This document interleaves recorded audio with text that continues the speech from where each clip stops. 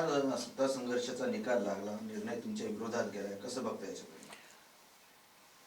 मी एक सांगतो की हा निर्णय आम्हाला मान्यच नाही आहे. कारण सन्माननीय सुप्रीम कोर्टाने जो काही त्यावेळेस निर्णय दिला होता आणि स्ट्रिक्चर पास केले होते, त्या स्ट्रिक्चर पास केल्याच्या अगेन्स्टमध्येच त्यांनी त्या ठिकाणी निर्णय दिला. मी या ठिकाणी स्पष्टपणे सांगतो की हा मॅनेज झालेला निर्णय आहे आणि कोणाच्या तरी दबावाखाली, जरी आता मुख्यमंत्री म्हणतात की कोणाचा दबाव आम्ही शोधून काढू, 3-3 वेळेस कशाला तुम्ही त्या ठिकाणी दिल्लीला गेलात, तुमच्याकडे येऊन त्या ठिकाणी का बसतो हा स्पीकर का बसतात येऊन?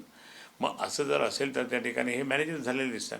हे मला नाही आहे, सर्व जनतेला कळतं ते. आणि म्हणून जनता प्रचंड नाराज आहे, याच्यावर चिडलेली आहे जनता आणि ती मतदानाच्या रूपाने दाखवून देईल. तुम्हाला असं वाटतं की लोक विसरून जातील 4 महिन्यानंतर, तसं नाही आहे.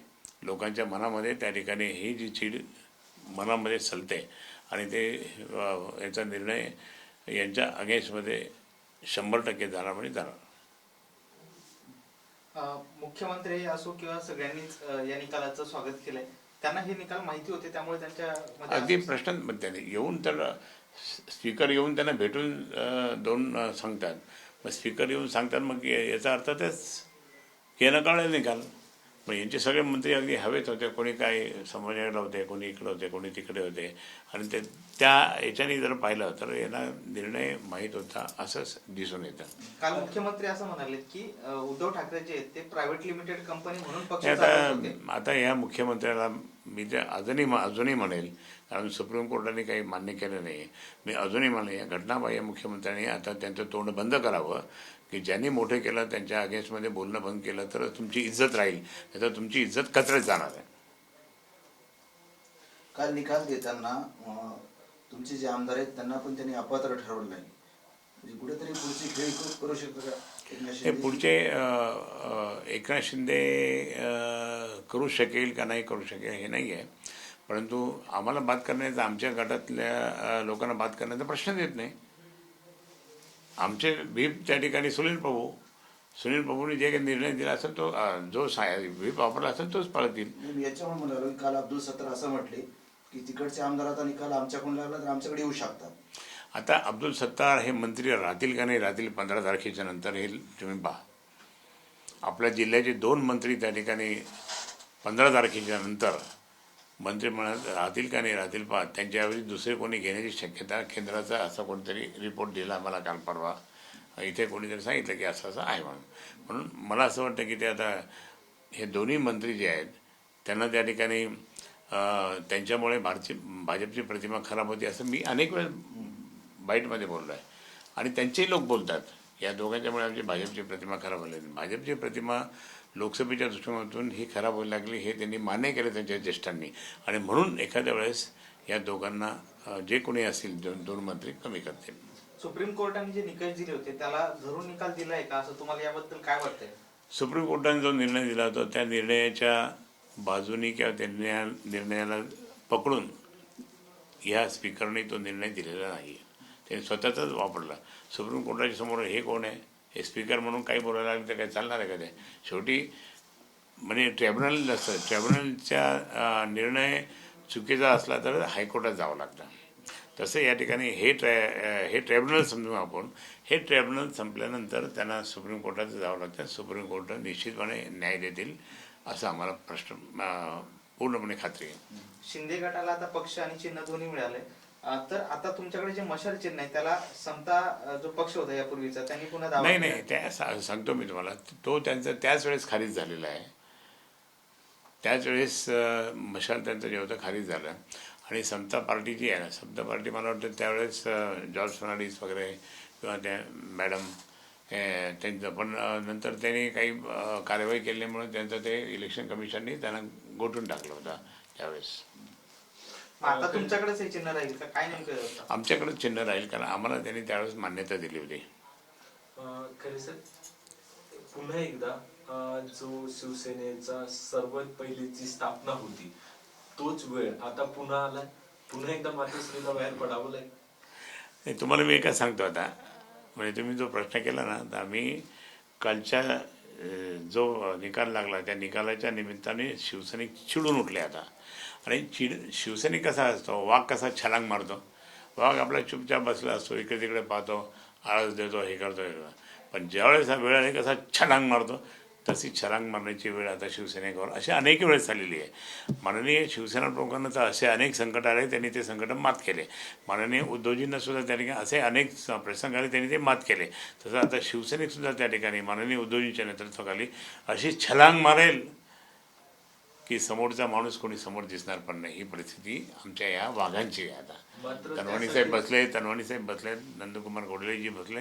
आमची हीच तयारी चालली की आता आपण अशी छलांग मारायची की समोर कोणी माणूसच दिसला नाही पाहिजे. यासाठी लोकांमध्ये जावं लागेल खैरे साहेब. आता आम्ही नेहमीच जातो. शिवसैनिकच हे ग्राम पातळीवर, खालच्या पातळीवर त्या ठिकाणी, जमीन पातळीवर त्या ठिकाणी शिवसैनिक आहे. बाकी बरेच लोक त्या ठिकाणी इतर पक्षाचे लोक फॉर्च्युनरमध्ये फिरत असतात, फक्त बाकी काही कुठे जात नाही. हा निकालाचे परिणाम जनतेमधून काय दिसतील, काय आता चीड निर्माण झाली जनतेमधून, इतकी चीड निर्माण झाली, खूप चीड निर्माण झाली. हे लोकांना आवडलं नाही, पहिलेच आवडलं नव्हतं, आताही आवडलं नाही. बरं, काल जो जल्लोष करण्यात येत होता निकाल लागल्यानंतर, त्यानंतर दोन्ही गट आमने सामने आले आणि ठाकरे गट आणि शिंदे गटाचे कार्यकर्ते एकमेकांना भेटले. तुम्ही याच्याकडे कसं पाहता? मी तुम्हाला या ठिकाणी सांगतो, त्यांनी मुद्दाम आम्हाला चीड यावी म्हणून त्यांनी ते केलं आहे. मग आमचे शिवसैनिक म्हणजे जे युवा सैनिक होते ते काही चूप बसणार आहे का? ते तर त्यांनी जल्लोषच करून दाखवला. यांनी जर जास्त काही केलं असतं त्यावेळेस हातापायी झाली असते. परंतु पोलीस आल्यामुळे त्या ठिकाणी हातापायी नाही, पण प्रचंड जल्लोषाने त्या ठिकाणी उत्तर देण्यात आलं. मी त्या सगळ्या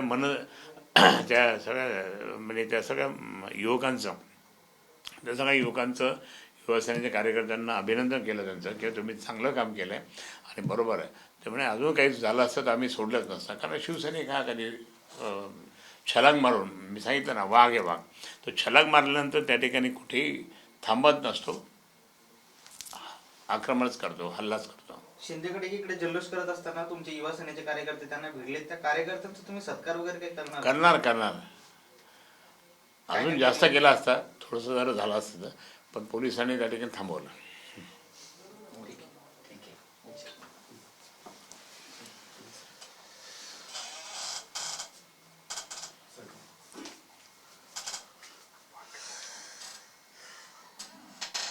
सकाळपासून काय घडामोडी आज? तेच कालच्या निर्णयाची रिॲक्शन सगळीकडे. तेच रिॲक्शन. तुम्ही नागरिकांकडनं विचारा ना. काय नागरिकांमध्ये प्रचंड असंतोष आहे, चीड निर्माण झाली. निवडणूक कुठल्याही नाही आहे, निवडणुकावर कळेल काय लोकांमध्ये खूप चीड आहे. अजितदादांची काय आली प्रतिक्रिया? अजितदादा बोललेच नाही वाटतं. कालपासून गप्प आहेत. गप्प आहेत अजितदादा. अजितदादांची काहीच प्रतिक्रिया नाही. राज ठाकरे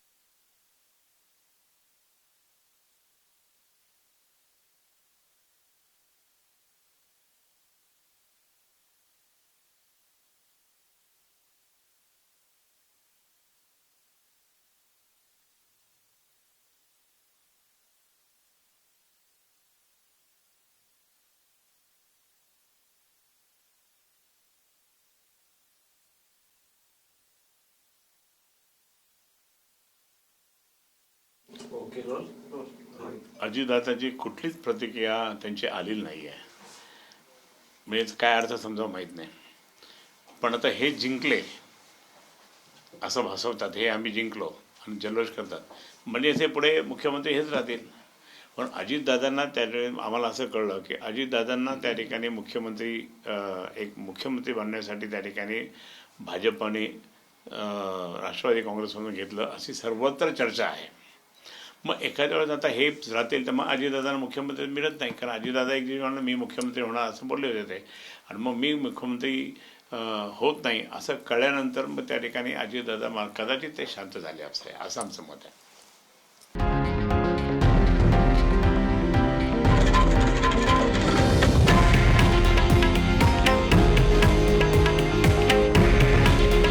हे आहे देशातील नंबर 1 न्यूज नेटवर्क आणि आपण पाहत आहात TV9 मराठी. काळजी तुमची, हित महाराष्ट्राचं.